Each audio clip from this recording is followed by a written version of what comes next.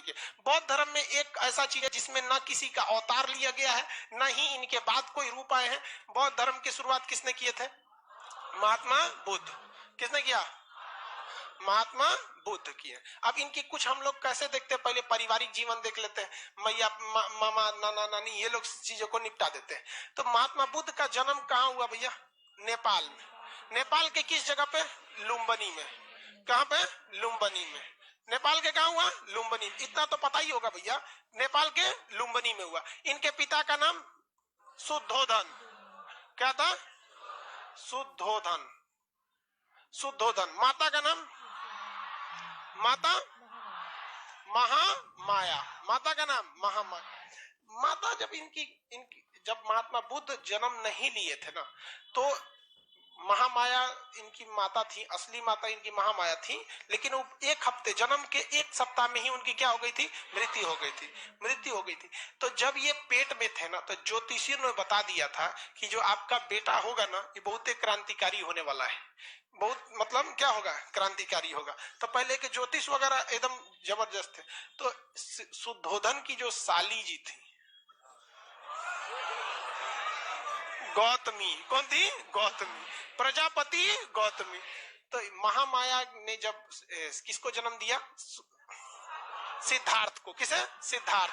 महात्मा बुद्ध के बचपन का नाम क्या था? सिद्धार्थ। महामाया ने जब सिद्धार्थ को जन्म दिया, तो पहले भी देखिएगा ना, लेबर पेन से बहुत महिलाओं की मृत्यु हो जाती। तो जन्म के एक सप्ताह में ही किनकी मृत्यु हो गई? महामाया की। तो इनका पालन पोषण किसने किया था? गौतमी। तो ये क्या थी? उनकी मौसी। लेकिन मौसी से ये इन्होंने क्या कर लिया था? विवाह कर लिया। ये अभी भी परंपरा देखने को मिलती है। मतलब अगर अभी भी देखिएगा ना, अगर पत्नी उतनी मर जाती, मान के चले कोई दूसरा औरत आएगी तो इसको उतना नहीं मानेगी कंपैरेटिवली इसके। तो ये तो होता है। तो ये इनकी सौतेली माँ कह लीजिए या इनकी मौसी, क्या नाम था उनका? प्रजापति गौतमी। प्रजापति गौतमी। इनका कुल पूछेगा, कुल। तो वहां पर जैन धर्म का कुल बताइए, ज्ञात्रिक। यहाँ पर शाक्य कुल। यहाँ कुल का नाम क्या हो गया? शाक्य कुल। शाक्य कुल होने के वजह से ही इन्हें शाक्य मुनि कहा जाता है। शाक्य मुनि किसे कहा जाता है? सिद्धार्थ को। इन्हें क्या कहा है? सिद्धार्थ। जब ये जन्म लिए तो इनको ज्योतिषी ने बताया कि घर द्वार त्याग देगा। क्या करेंगे? घर द्वार त्याग देंगे। और ये बहुत ही ज्ञानी बनेगा और दुनिया को सच्चाई के रास्ते पर ले जाएगा। ध्यान से समझिएगा, जब सिद्धार्थ का जन्म हुआ तो ज्योतिषों ने क्या कहा कि ये बहुत ज्ञानी बनेगा और दुनिया को सच्चाई के रास्ते पर ले जाएगा, घर द्वार मोह माया सब त्याग देगा। तब राजा परेशान हो गए कि एक गुल्ली का भाग दुगा हो जाएगा, घर द्वार छोड़ देगा। तब तो पूछा गया उनसे कि इसका कोई उपाय बताइए। तो कहा कि सबसे सिंपल उपाय, अगर किसी का विकास रोकना है तो ब्याह करा दिए। सिंपल लॉजिक समझिए। बहुत ज्ञानी होगा, दुनिया को सच्चाई के रास्ते पर ले जाएगा, मोह माया सब त्याग देगा। इसका उपाय जो ये सब ना करे, ब्याह करा दे। समझ रहे हैं क्या लॉजिक है? तो इनका क्या हो गया? विवाह हो गया। और 16 साल की एक बहुत ही सुंदर कन्या से इनका विवाह हुआ, जिसका नाम क्या था? यशोधरा। यशोदा मत बोल दीजिएगा, वो उनके हैं, महावीर स्वामी के। यशोदा बेन पटेल मत बोल दीजिएगा, फिर तुम मोदी जी में। मोदी जी की पत्नी का नाम क्या था? बेवकूफ, इधर कौन आनंदी बेन बोलता है? मुख्यमंत्री रही थी वहां पे, यशोदा बेन नाम था उनका, मोदी जी का। तो देखिए इनकी शादी किससे हुई? यशोदा। शादी ब्याह बहुत ठीक ठाक से हुआ, सब कुछ सही चल रहा था। पत्नी में पूरा अजुराइल रहते थे, वो डेली सुबेरे मेकअप करके बैठ जाती थी। पूरे ये खा लो, वो कर लो, ये कर लो, कबो मेहंदी लगाओ, कबो काजल लगाओ, कबो टकला हो, कबो चोटी करो, कुछ कुछ करते रहो दुनिया। मतलब उनको फुल टू यही पता था, बताया भी गया था कि भाई बहुत बड़े क्या होंगे? ज्ञानी हो जाएंगे। क्या होंगे? ज्ञानी। इनको आप ही का काम है कि इनको कंट्रोल करके रखना है। लेकिन महात्मा बुद्ध को ना, अब इनको ज्योतिषों ने बताया था कि भाई क्या करना है, इनको तो छोड़ के जाएंगे। लेकिन इनके मन में एक वैराग्य उत्पन्न होता था कि ये सब बहुत गलत चीज है। तो इन्होंने कहा कि हम महल के बाहर जाएंगे। तो राजाओं का पहले महल होता था, बहुत बड़ा। लाल किला देखिए ना, दिल्ली में जाके लाल किला, उस चौराहे को गांव बस जाएगा उसमें, लाल किला में। तो राजा महाराजा उसी में रहते थे सब। तो इनको कहा गया, इन्होंने कहा सिद्धार्थ ने कि हम महल के बाहर जाएंगे। तो ज्योतिष ने कहा कि ले हो गेल कांड, जाएगा महल के बाहर, सारी सच्चाई देख लेगा, हो जाएगा चौपट। तो उन्होंने क्या कहा, यहाँ पर ये राजा जो थे, इनके पिता का नाम क्या था, शुद्धोधन। इन्होंने पूरे महल में रास्ता डिसाइड होता है, आज भी मुख्यमंत्री निकलते हैं तो रास्ता डिसाइड होता है किस रास्ते से जाएंगे। देखेंगे सड़क खाली करा दिया जाता है, कोई नहीं निकलेगा, सड़क खाली, कोई जाम नहीं लगेगा, सफाई करो, चूना उना छिड़को, मुख्यमंत्री जाने वाले हैं। अब मुख्यमंत्री उधर से जाते हैं, कहते हैं मेरे राज्य में कितना विकास हुआ है, न जाम लगता है, न नालियां खुली हैं, चारों ओर चूना छिड़का। एक दिन आइए ना बिना बताए सब विकास निकल जाएगा आपका। बस वही हो गया, पूरा चूना उना छिड़का दिया गया और पूरा पुलिस उलिस लगा दी गई। आइए एकदम तैयारी से गए थे महात्मा बुद्ध। लेकिन संजोग अजब होता है कि वही में एगो बूढ़ा आदमी चला है, बीमार था, वृद्ध व्यक्ति, बीमार मतलब बूढ़ा था। तो बूढ़ा था तो उन्होंने महात्मा बुद्ध ने पूछा अपने सारथी से, इनके घोड़ा का जो नाम था, इनका घोड़ा का नाम क्या, चेतक महाराबन, कंतक, नाम क्या था, कंतक, घोड़े का नाम कंतक, चेतक उनका नाम, और इनके सारथी का नाम था चन्ना। सारथी मतलब समझते हैं, जो घोड़ा को लेके हाँकता है, चल चल चल, तो सारथी का नाम क्या था, चन्ना। क्या नाम था, चन्ना, चन्ना, सारथी का नाम चन्ना। तो सारथी चन्ना से पूछे कि ये वो आदमी ऐसे झुक के काहे चल रहा है। तो कहा कि महाराज बुढ़ा गया है वो। बुढ़ा गया, एकदम झड़ गया है एकदम लुजुर पुजुर हो गया है, झड़ गया है। कहा कि महाराज सब आदमी झड़ जाएगा ऐसे ही आप भी बुढ़ा जाइएगा। काका हम बुढ़ा जाएंगे तो इतना उठपटांग लगेंगे। तो कहा हाँ, फिर हमारी वाली भी बुढ़ा जाएगी कहेंगे भाई सबको जाना है यहाँ से। तो उनको दिमाग में खटक गया कि भाई गड़बड़ है, तो हमारे बाबूजी हमसे छुपा के रखे थे। तब तक आगे गए तो बीमार आदमी मिल गया। तो कहा ये क्या हो गया है। तो कहा कि अब एकदम ये जाने वाला है, मतलब ये बीमार है, अब ये क्या है, इस दुनिया से जाने वाला है, ये अब चल नहीं पाता है। तो पूछ चन्ना कहा कि हमारा और आपका और इनका मैडम का कि सबका यही दुर्दशा होने वाला लास्ट में। तब तक और आगे चल गए तो कोनो को अर्थी उठ रहा था। कहा कि वो लेटा का है वो पे, कहा कि लेटा नहीं है वो आपको लेटा लग रहा है तो चल गया वहां पे। तो उन्होंने कहा कि सबको मरना है, सबको मरना है, आप भी जाएंगे, शुद्धोधन भी जाएंगे, और आपकी जो महामाया थी ना वो चल गई और ये भी जाएगी। तब बेचारा एकदम टेंशन में आ गया। एगो साधु को देखा तो साधु से पूछा कि ई काहे बैठल है होगा। साधु योग के मुद्रा में बैठे थे, कोई मतलब नहीं, कपड़ा उपड़ा, साधु लोग का वेशभूषा कैसा रहता है वैसे। तो उन्होंने क्या कहा कि ई काहे ऐसा बैठल है। कहा कि ये भगवान के में मतलब भगवान की आराधना में विलीन है। तो कुछ पूछे महात्मा बुद्ध ने चन्ना से, कौन भगवान, जिसके पास वो लेटा वाला आदमी गया था, मतलब पूछे मर गया था। तो बताया ना चन्ना कि वो भगवान के पास जा रहा है। कहता मतलब वो भगवान के पास जा रहा है, उससे कनेक्शन लगा के बैठल है। तो उन्होंने कभी इस चीज को देखा नहीं था। तो इन चार चीजों को देखा तो उनके मन में वैराग्य आ गया, और घर आए तो टेंशन में आए और यशोधरा से कहे कि देखना इस सब में कुछ ना रखल है दुनिया में। ये तो दिमागे ठनक गया जोन बवाल के लिए हमको लाया गया था ये बवाल आ गया इनके। तब तक पता चला कि यशोधरा गर्भवती, अब ये टेंशन में थे कि हमको घर द्वार छोड़ना है, और उधर से गर्भवती लड़का होने वाला था। इनको एकदम टेंशन था कि हम घर द्वार छोड़ देंगे, भाई जब बूढ़ा होना ही है, बीमार पड़ना ही है, राजा रहे चाहे फकीर रहे, बीमार पड़बे करेगा, गरीब होगा ही, मरबे करेगा, तो क्या जरूरत है झमेला करने का। तब तक वहां पे लड़का हुआ महात्मा बुद्ध का। तो नौकरानी सब पहले खुशखबरी लेके आती थी, जो पहले लाता था ना उसको कुछ गिफ्ट मिलता था, राजा वजा दे देता था सब। तो लेके आए तुरंत, महाराज की जय हो, यशोधरा को पुत्र हुआ है, तो बेटा हुआ है। तो बेटा का खुशी भारत में कुछ ज्यादा रहता है। समाज है, पुरुष समाज है, समझ में गया कि नहीं। बेटी का अभी भी मतलब, अब तो शहरों में थोड़ा सा कम है, लेकिन गांव में अभी भी मान के चलिए अगर किसी को एगो बेटा नहीं है ना, तो एगो बेटा के इंतजार में 9 गो बेटी पैदा कर सकता है। वो फुल स्टॉप तभी मारेगा जब एगो उधर बेटा लग जाए, नहीं तो कॉमा देके आगे बढ़ते रहेंगे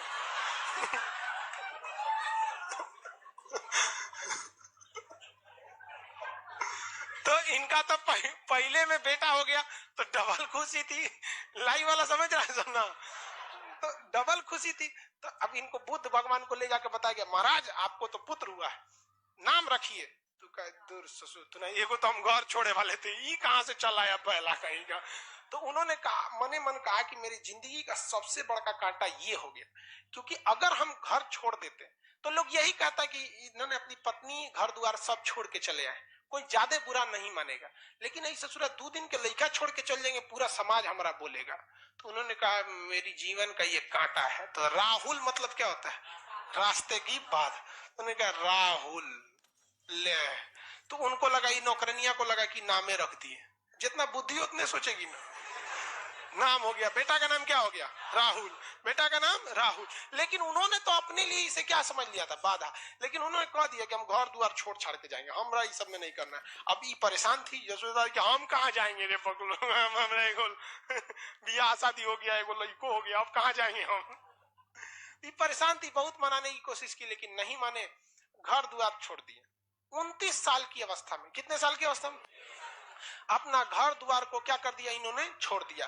एक राजा के जीवन को छोड़कर एक सन्यासी की जीवन जीने के लिए इन्होंने सोच लिया।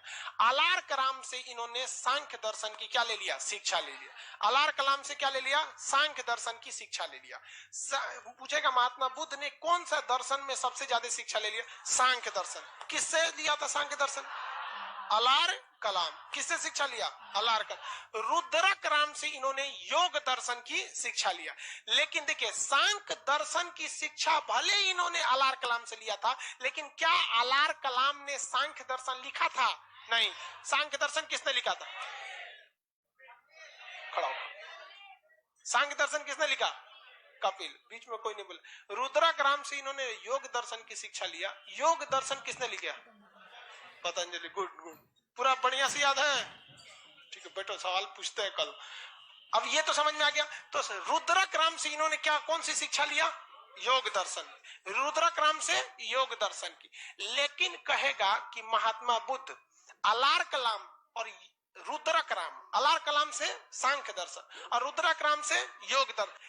अलार कलाम और सांख्य दर्शन, इन दोनों में महात्मा बुद्ध जो थे वो रुद्रक राम को ज्यादा मानते थे या प्रिय मानते थे या अलार कलाम को, तो रुद्रक राम को। किसे, रुद्रक।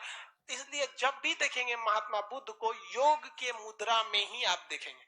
जब भी महात्मा बुद्ध की मूर्ति, यहाँ का मूर्ति अच्छा शिवानी लेती गई, एक तो महात्मा बुद्ध की मूर्ति ला देना जी अशोक यहाँ पर, वाह। तो देखेंगे ना, जब भी महात्मा बुद्ध को किस रूप में देखेंगे, योग की मुद्रा में देखेंगे।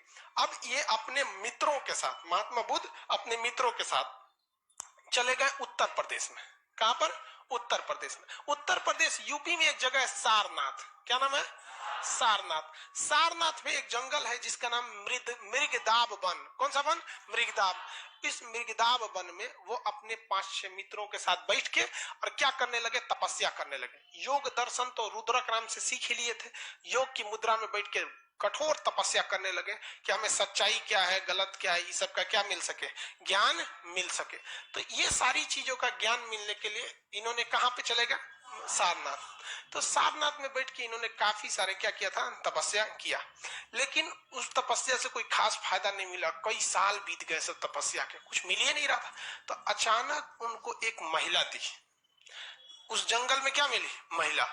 तो सारे लोग ध्यान लगाए थे, अब महात्मा बुद्ध ऐसे महिला को देखे, अरे हंसता क्या लिए, समझा रहे हैं तो समझो ना। कुछ धार्मिक मामले में मजाक मत क्या करो, कबो भी किसी पे कुछ भी हो जाता है। इसलिए तो उन्होंने देखा ये महिला क्या करने आई है, तो देखा कि बाकी सब दोस्त ध्यान लगाए हैं, सब तुम लोग ध्यान लगाओ। महिला से पूछे क्या बात है, तो उन्होंने बताया था कि वीणा, जो वीणा बजाया जाता है, इसको इतना ना हुमच के खींच दीजिए कि टूटिए जाए वीणा, तो ये भी गलत है। और आराम से वीणा को रगड़ेंगे तो संगीत ही नहीं निकलेगी। मतलब वीणा को रगड़ने के लिए क्या होनी चाहिए, एक लय होना चाहिए। इतनी कठोर तपस्या करेंगे तो भगवानों डरा जाएगा कि कब्जा करने आ रहा है कि तपस्या करने आ रहा है। तो उन्होंने, उनको दिमाग आया कि भाई हमको इस तरह से तपस्या नहीं करना है। तो यूपी में पूरा का पूरा फाउंडेशन कोर्स किए 6 साल तक। मतलब बात समझिए, सारनाथ में ज्ञान मिल ही नहीं रहा था। तो वो कहाँ है, बोध गया। कहाँ है, बोध गया। यहाँ आके वो टारगेट बैच ज्वाइन कर लिए, क्रैश कोर्स। बात समझिए, हम आपको पढ़ाने के लिए करें। यहाँ आए बोध गया में। अब बोध गया किस नदी के किनारे है? फाल्गु नदी। इसका एक और नाम बता सकते हैं? निरंजना नदी।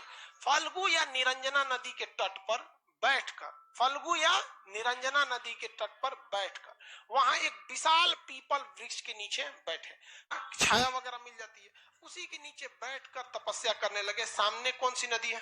फाल्गु नदी। और तपस्या कर रहे हैं। और एक वैशाख पूर्णिमा का दिन आया, और वैशाख पूर्णिमा के दिन महात्मा बुद्ध को क्या मिल गया? ज्ञान की प्राप्ति आ गई। ऐसा कहा जाता है कि जब उन्हें ज्ञान की प्राप्ति हुई तो उनके शरीर से मतलब प्रकाश निकलने लगा, शरीर सुगंधित हो उठा, इससे उनको ज्ञान की प्राप्ति हो गई। अब वो सच क्या है गलत क्या है इस सब में एकदम पूरी तरह से पारंगत हो गए। महात्मा बुद्ध के साथ जो कुछ घटना हुआ है वो सब का सब वैशाख पूर्णिमा के दिन हुआ है, चाहे वो जन्म हो, चाहे वो मृत्यु हो, चाहे वो ज्ञान की प्राप्ति हो। वैशाख पूर्णिमा के दिन क्या हो? एक विडंबना देखिए, मान के चलिए कि जन्म हो गया तो जन्म हो गया, ज्ञान भी उसी वैशाख पूर्णिमा के दिन मिला। जैसे मान के चलिए कि ऐसा आदमी हो जिसका जन्म 1 जनवरी को, सदियों 1 जनवरी को, मरियो जाए 1 जनवरी को, तो एक तो अजीब टाइप का लगेगा ना भाई, तो बड़ी वो कॉमन हो गया। वैसे इनके साथ हुआ था, तो इनको ज्ञान की प्राप्ति हो गई। अब ज्ञान प्राप्ति के बाद ये सबसे पहला उपदेश जानते हैं किसको दिए हैं? वापस गई सरकारे बबुआ बैठले ले तू लोग, ज्ञान वगैरह नहीं मिला। देखो हम बिहार से गए थे, बिहार में ज्ञान प्राप्ति हो गया, और इन्होंने आके सारनाथ में उन्होंने क्या किया? अपना पहला उपदेश दिया। तो महात्मा बुद्ध का पहला उपदेश, महात्मा बुद्ध का पहला उपदेश सारनाथ में। किस भाषा में ये उपदेश दिया? इनकी भाषा तो कौन सी? पाली। इनकी भाषा पाली। अभी भले पाली भाषा प्रचलन में नहीं है, लेकिन उस समय की सबसे बेहतरीन भाषा कौन सी थी? पाली भाषा। तो अलग अलग वक्त में भाषा थोड़ी थोड़ी क्या होती रहती है? चेंज हो जाती है। अभी इंग्लिश बोलने वाले को लोग आदमी थोड़ा इलीट क्लास का समझता है। तनी पुलिस स्टेशन में चाहे सरकारी ऑफिस में जाके इंग्लिश में 10 मिनट बतिया दीजिए ना, आधा कर्मचारी से रखने लगता है, महाराज अंग्रेजी बोला था देखो ना का तो हमेशा थोड़ा थोड़ा समय में ना भाषा थोड़ी सी चेंज होने लगती है। तो इन्होंने कौन से भाषा में उपदेश दिया? पाली भाषा। और पाली भाषा में जब इन्होंने उपदेश दिया तो लोगों को वो उपदेश काफी पसंद आने लगे। इसी बीच इनको बुलाया गया, यूपी का ही एक जगह है श्रावस्ती। क्या नाम है? श्रावस्ती। श्रावस्ती उत्तर प्रदेश का ही, नेपाल से सट के जगह श्रावस्ती। श्रावस्ती में महात्मा बुद्ध ने अपना सबसे ज्यादा समय व्यतीत किया। बरसात के समय ये कहाँ चले जाते थे? श्रावस्ती में। और श्रावस्ती में जब ये उपदेश देने गए तो वहां एक भयंकर डाकू रहता था, उंगली माल डाकू, काट के उंगलियां का माला पहन लेता था। घेर लिया महात्मा बुद्ध को। महात्मा बुद्ध को क्या कर लिया? घेर लिया। कहा कि आप तो तरो काट देंगे। तो महात्मा बुद्ध कहे काट दो। कहा कि ये अजबे आदमी है, करे काट दो, डराइए नहीं रहे। तो कुछ भी बोलते रहे महात्मा बुद्ध। महात्मा बुद्ध ने कहे कि महात्मा बुद्ध से उंगली मार ले क्या कहा कि तुमको डर नहीं लग रहा है? तो महात्मा बुद्ध ने कहा डर हमको नहीं लगता है, डरे तो तुम हो। कहीं कि एकरा देखो अलगे लेवल का है, कटाने के लिए सामने रेडी पड़ल है, करे डर तो उन्होंने कहा कि कैसे? उंगली मारने कहा कि कैसे हमको डर लगता है? तो महात्मा बुद्ध ने कहा कि हम जब चाहे 24 घंटा जहां चाहे जा सकते हैं, मुझे कोई डर नहीं, इवन तुम्हारे आगे भी नहीं। लेकिन तुम जब भी निकलोगे रात में निकलोगे, भीड़ भाड़ में नहीं निकलोगे, समाज में नहीं जाओगे, वरना पकड़ के लोग चूर देंगे तुमको। ये बताओ डर तुमको कि हमको? तुम जो अपना कमाए हो उसको बचाने के लिए तुमको दूसरे लोगों पर हत्या करना पड़ेगा अपना दबदबा बनाने के लिए। मुझे कोई जरूरत नहीं। बड़ी लंबा चौड़ा 2-2.5 घंटा उपदेश दिए थे, वो रात के 2 बजे घेर लिया तरतिया को आके। डाकू को दिन में थोड़े आएंगे, सो सुतल थे उठा लिए, चलिए उंगली माल दे। आप ही जैसे लोग का उंगली है। तो उंगली माल डाकू को उपदेश दिए। बाद में उंगली माल डाकू भी क्या हो गया? महात्मा बुद्ध का क्या हो गया? अनुयायी हो गया।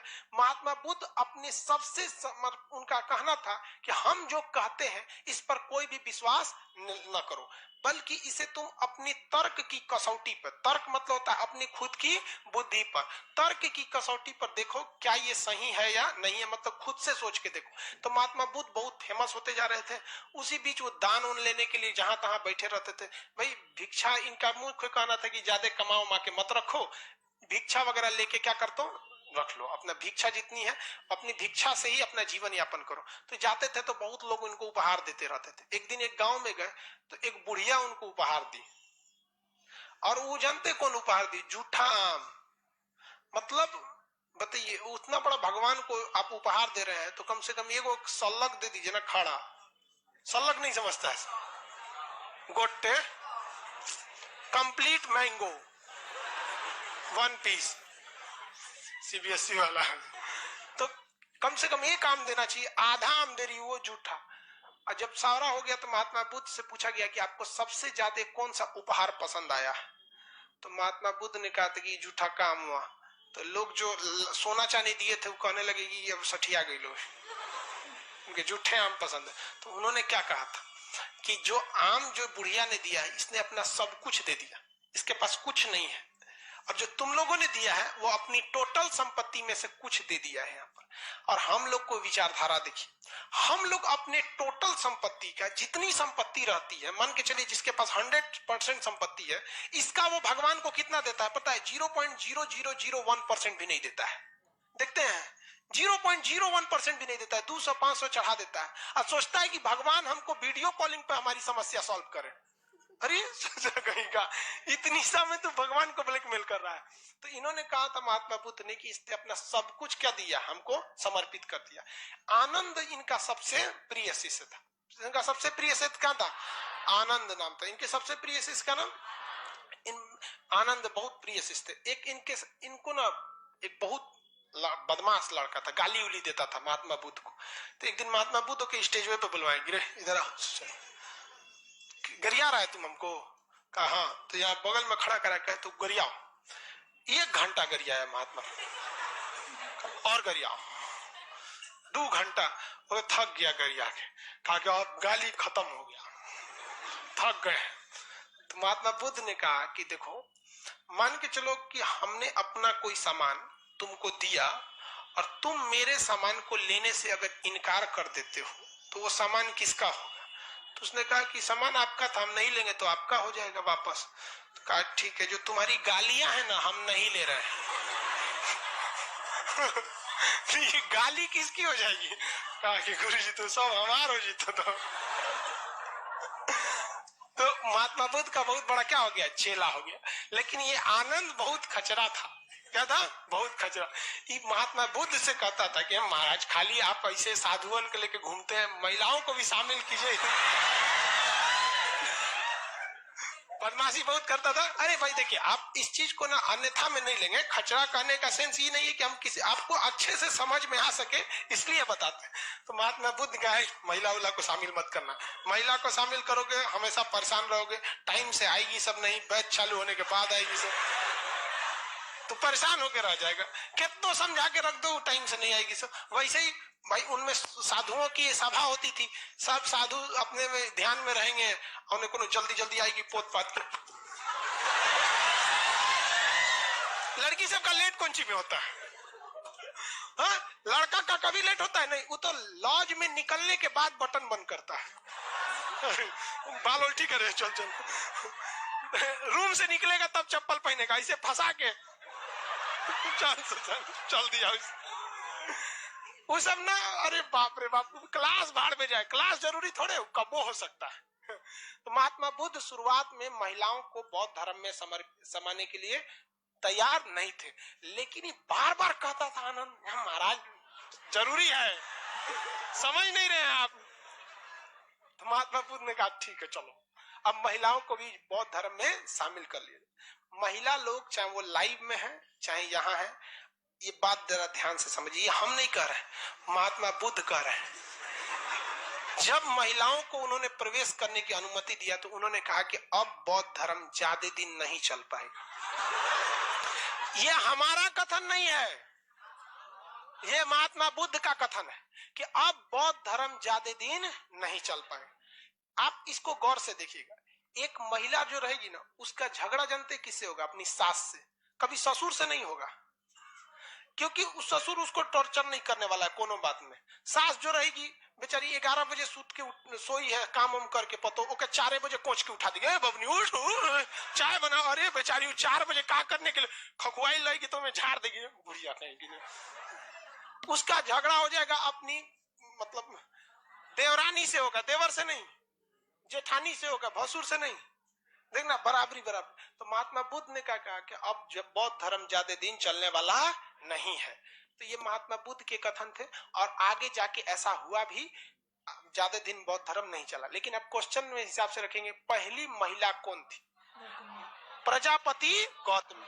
बौद्ध धर्म में शामिल होने वाली पहली महिला प्रजापति गौतमी। दूसरी महिला हाजीपुर जो जगह है वहां, वैशाली, हाजीपुर मतलब समझ रहे हैं ना, वैशाली, वैशाली की एक डांसर थी आम्रपाली। हाँ